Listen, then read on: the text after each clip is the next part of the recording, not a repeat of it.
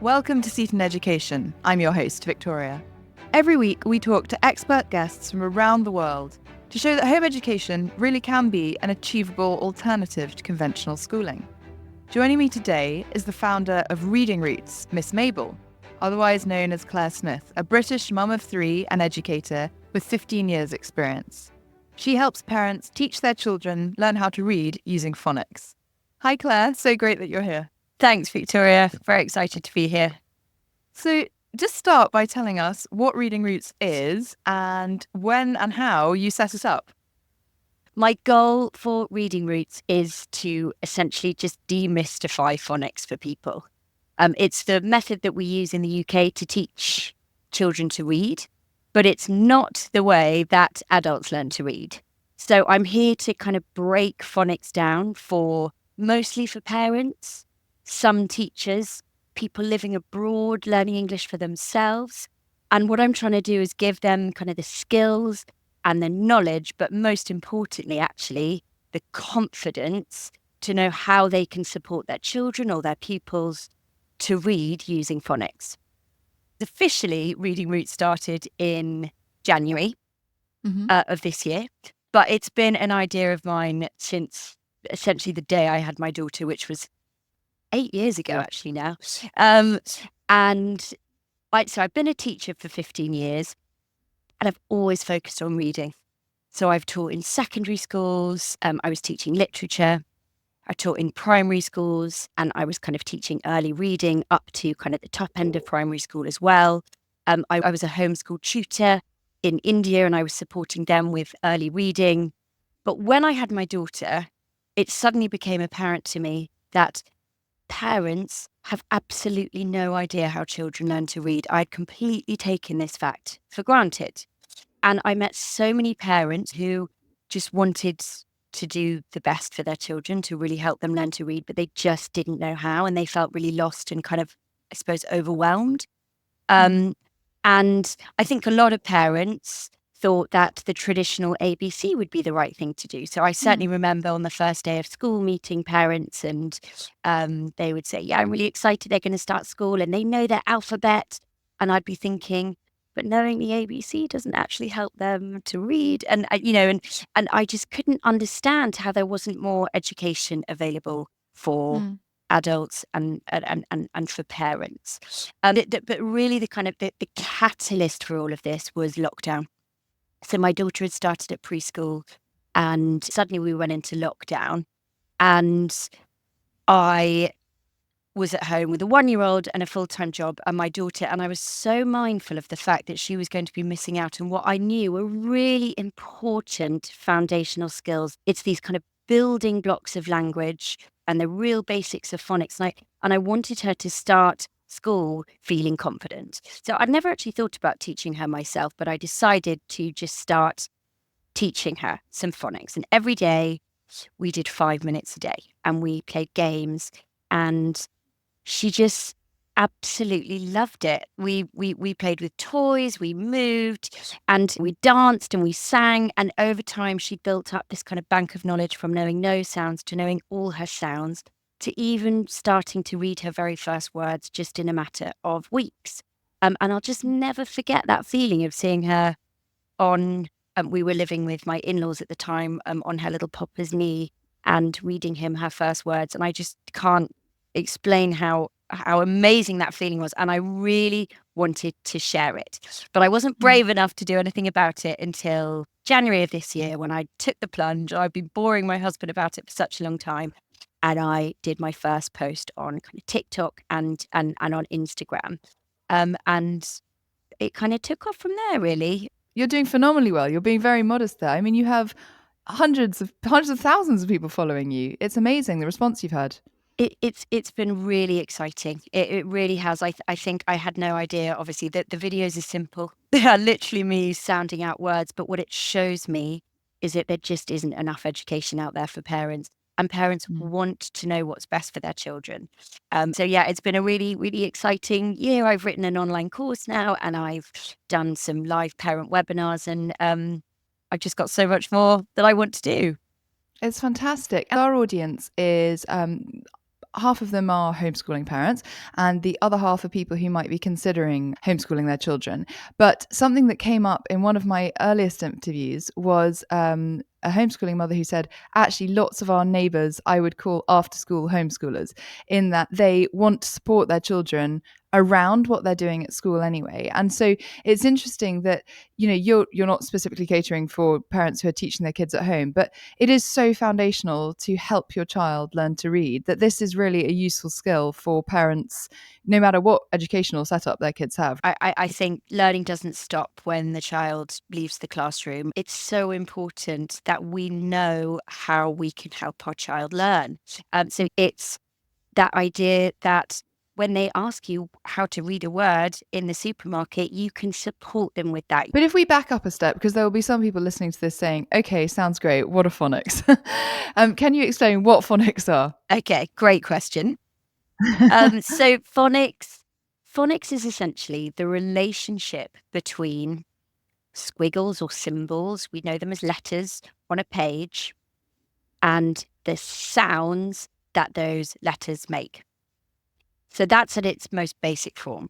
These sounds are linked to the squiggles. Okay. And just pause, because I think as adults we take that for granted, but it's so key to make that point. There is nothing inherent about the shapes that as adults we recognize that actually determines the sound. We kind of forget that. You have to learn those things. It is a learnt skill. When children are learning phonics, they're not learning that squiggle as having a traditional letter name. They're learning it as having a sound. So we as parents need to be mindful of that. This doesn't mean to say that the traditional ABC alphabet is no longer valuable. Of course it's valuable. But we need to be able to teach our child this squiggle has a name. The name Yeah. is A, and it makes the sound A. Once a child has learned all the sounds of English, I love to think of them as being detectives. They kind of have to crack the code of English. So they look at a word, and through that they can work out which sounds are in that word, and then they can blend those sounds together to read the word. There are 26 letters. There are 44 sounds. But the really complicated part is there are over 250 ways to write those sounds. Of course, we're not going to present our child with a long list of 250 sounds and say, learn these. They learn it over time. So they will start with one sound and slowly they will build over it. And it's many, many years. They will add to this bank of knowledge and they will soon be able to crack the code. About 80 to 90% of English words are decodable using phonics.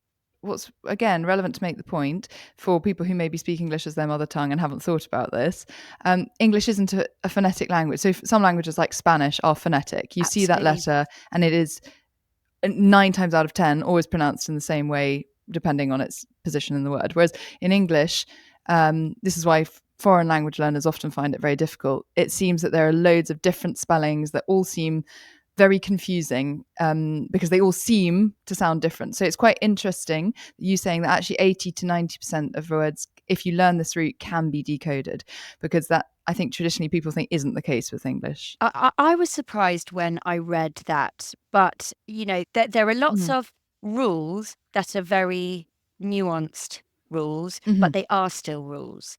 So if we think about the word cat, has got 3 sounds in it, and we say the sounds in their pure way. So that we've got a and t, and when those sounds are blended together, so they're glued together, they will read the word at cat. And a really important little nuance here is that we don't say k and we don't say t, because otherwise they would read that word as k-a-t, k-a-t. So we need to make sure the sounds are short and pure. Obviously, if you took the word shop, well, even though there are 4 letters in that word, there are only 3 sounds. So we've got sh, o, p. And when they blend it, they'll say shop. I don't know when phonics became the mainstream way of teaching in the UK, but what was the way that formally was used in schools, and why is phonics better than that? Phonics became compulsory in 2014. And in fact, probably lots of adults learned with a little bit of phonics. Different methods might have included things like the whole language approach, which is kind of more focusing on reading comprehension. And the idea is that you could kind of expose a child to whole texts, and they would look at clues in pictures and try and memorize words based on kind of what they can understand from the clues that they can see. And another method might have been the look and say method, where you were essentially just memorizing words. I certainly remember doing that when I was younger, lots of covering the word and having to memorize it. I don't remember very many times when I broke words down into sounds. I never remember that being. I remember lots of talk of letters, traditional letters, but not much about sounds. So the problem with these two methods are, first of all, this is all very well and good, but if you are exposed to a word that you have never seen before, do you have the skill set to be able to decode those words if you're using these other methods? This is where phonics is such a successful method, because it gives children those independent skills to decode unfamiliar words. And I think the other thing that is much better about the way that we teach phonics now is there's a system.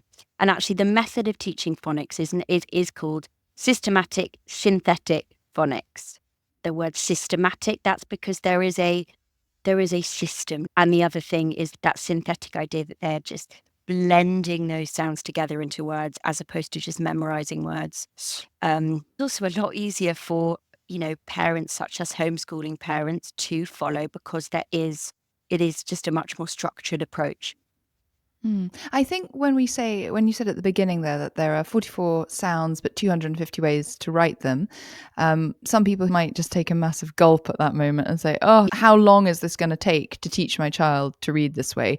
What's your response to that? Learning to read does and should take time. There are no shortcuts. It doesn't happen overnight, and we cannot just present our child with a list of 250 sounds and expect them to be able to crack the code. We don't just teach our child the sounds and then expose them to any book. There are really well, heavily researched, decodable phonics books. Essentially, the words inside them are decodable. And if they're not, there's instructions for parents. Okay. So if we're teaching phonics the right way, they just slowly build up their skills using these decodable texts. Then they'll learn the new sounds, and they can apply those new sounds, building upon the old sounds, to some new decodable books. And then they can add to that to the point when actually they suddenly they might not know all 250 sounds, but they know 44 of them. And then they feel ready to maybe start to read non-decodable text, something off the bookshelf. And they might be able to read some of the words, but they've already memorized some of the other words because of their previous decoding skills.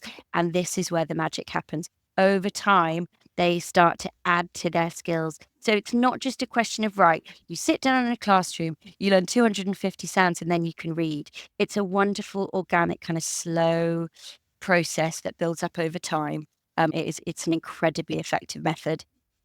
And you mentioned there, you started teaching your child when she was preschool age. What age is that for people who are listening from around the world?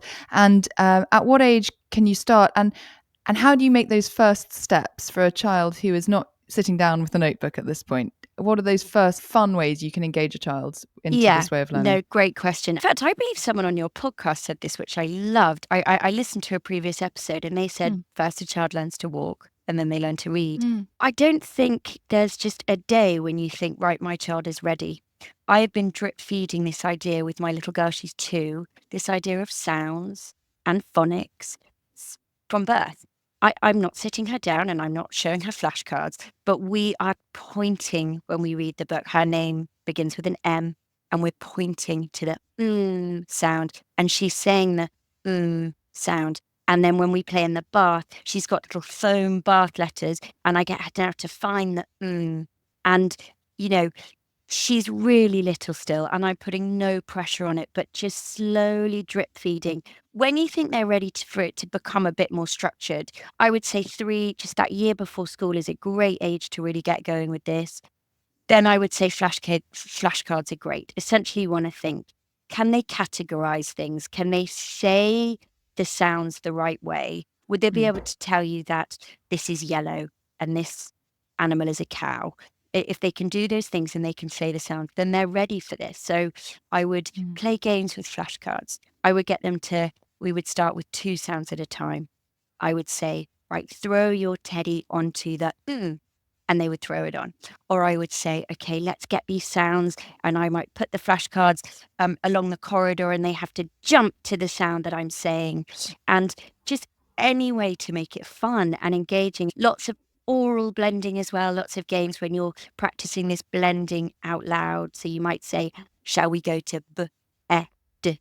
And then they have to say the word bed. I think people sometimes worry when they have a more systematized approach from what they might have learned themselves, that you have to wait until you know it all before you can sit down with a book. But presumably, you would still argue that reading to your child is still great because you're showing them the joy of the end goal of learning to read. Is that right? 100%. There is the most valuable thing, and I'm really glad you raised that actually, because it's not just all about phonics and decoding words. It's about exposing your child to as much language and as much spoken word as possible. The best books that you can read your little one who's a preschool are books with rhythm and books with rhyme. Children will be learning how the sounds are meant to be spoken and how the language is meant to sound when you say it. And all of that kind of helps really give them those solid building blocks. And I think that's a really good tip, actually, because children, you'll know this from your own children as well as from teaching, but children can remember songs and rhymes much earlier than they could formulate that sentence themselves. Absolutely. And so actually it's great that they then get into really making the connection between there's something written here and it sounds a certain way. You know, we've learnt this so many times through research. Kids love mastering something. Yeah.